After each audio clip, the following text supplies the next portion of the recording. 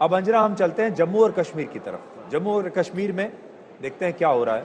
बहुत लंबे जमाने के बाद जम्मू कश्मीर तो मुझे लगता है आप लोगों को एक बार ताली बजा देनी चाहिए, है ना।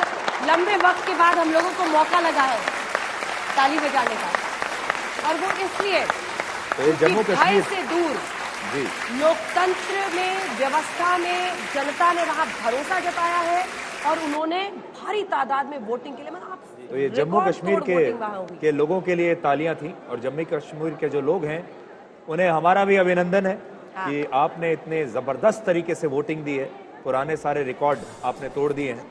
तो अब देखते हैं कि जम्मू कश्मीर में क्या हुआ। चलिए सबसे पहले एनडीए, हम यहाँ पर आपको जम्मू कश्मीर में सिर्फ सीट्स दिखा रहे हैं।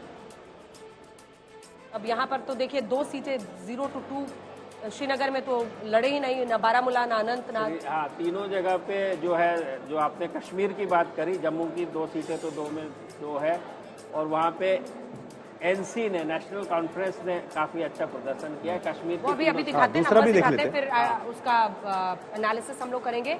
अब मैंने दबा दिया है इंडिया का नंबर, तो क्या हम माने कि जम्मू की 2 उधर और श्रीनगर की 3 इधर, और हमेशा से ही पारंपरिक रूप से हमेशा ऐसा ही रहा है, ऐसे ही रहा है। हाँ। क्योंकि वो इक्वेशन ऐसे, सामाजिक इक्वेशन ऐसे हैं कि उन सीटों के ऊपर बीजेपी कभी जीती नहीं है। लेकिन क्या आप मानते हैं प्रदीप जी की, चूंकि देखिए प्रधानमंत्री ने खुद भी आज तक के इंटरव्यू में ये प्रशंसा की थी कि मेरे लिए सबसे बड़ी जीत ये है कि बारामूला, अनंतनाग, मतलब श्रीनगर में लोग इतनी भारी तादाद में वोटिंग के लिए निकल रहे हैं, 98 का रिकॉर्ड टूट गया है। ऐसे में क्या बीजेपी को इन सीटों पर एक कोशिश करनी चाहिए थी? नहीं, क्या होता है कि ग्राउंड पर आपको क्या समझ में आया? हाँ, नहीं, ग्राउंड पे तो ये जो उनके बीजेपी के साथ जो, आई एम नॉट सेइंग कि अलायंस, बट उनके साथ सरोकार रखने वाली अपनी पार्टी, एक नई पार्टी है, उनने चुनाव लड़ा था और अच्छा चुनाव लड़ा है, और उम्मीद है कि उनको अच्छे वोट शेयर मिलेंगे। ये सीटें किसको जा रही है, एनसी को या पीडीपी को? तीनों की तीनों सीटें हमारे। तो महबूबा मुफ्ती हार रही है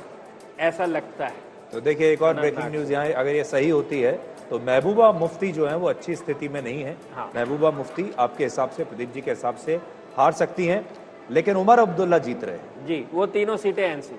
लेकिन वो भी एक दिलचस्प बात है सुधीर, क्योंकि आप देखिए कि पीडीपी के साथ बीजेपी ने एक वक्त पर सरकार बनाई थी जी। लेकिन महबूबा मुफ्ती पर सबसे ज्यादा एक्सट्रीम व्यू पॉइंट रखने का, कई ऐसे जो वहां पर एक्सट्रीमिस्ट हैं जिनको हमारी सेना ने मारा, उसके बाद उनके घरों पर वो पहुंची और उसको लेकर बीजेपी बहुत क्रिटिकल रही थी। तो मुझे लगता है कि जो जम्मू कश्मीर की जनता है उसने इस बार लोकतंत्र में अनुच्छेद 370 हटने के बाद ये पहला लोकसभा चुनाव था, और ये रिजल्ट्स, ये जो वोटिंग परसेंटेज है, ये बहुत जोर से कुछ और अगर आप दोनों में तुलना करें ना अंजना, तो दोनों में उमर अब्दुल्ला जो है वो ज्यादा लिबरल नजर आते हैं, वो ज्यादा सॉफ्ट नजर आते हैं। हालांकि उनके पिता कई बार प्रो पाकिस्तान कभी कभी कर देते हैं, लेकिन उमर अब्दुल्ला को अगर आप देखें तो दोनों में, अगर आप महबूबा के साथ उनको कंपेयर करके देखेंगे तो वो थोड़े ज्यादा लिबरल और सॉफ्ट फेस की तरफ नजर आते हैं।